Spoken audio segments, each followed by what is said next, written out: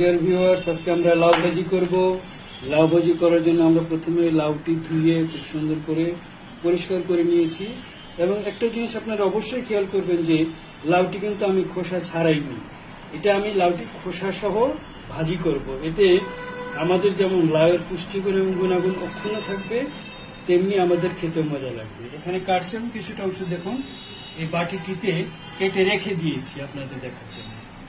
কেটে রাখা লাউ এবং হচ্ছে যে তার পাশে আমরা দেখাচ্ছি যে যে সমস্ত মশলা আমরা দিব তার প্লেটে রাখা। আমরা আজকে করব লাউ ভাজি।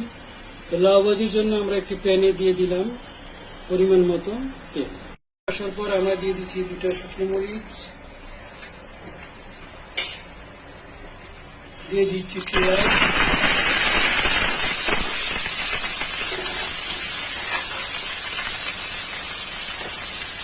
দুটো তেজপাতা এবং কিছু কাঁচামরিচ।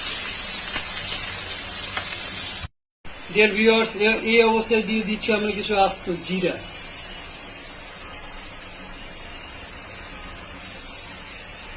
লাউ,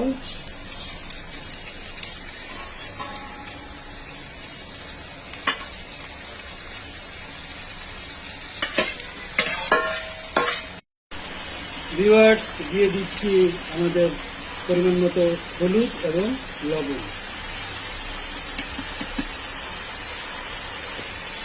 ঢাকনি দিয়ে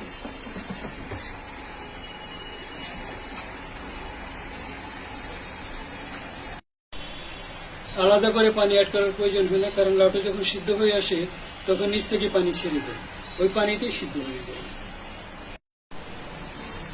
স্বাদ বৃদ্ধির জন্য আমরা দিয়ে দিয়েছি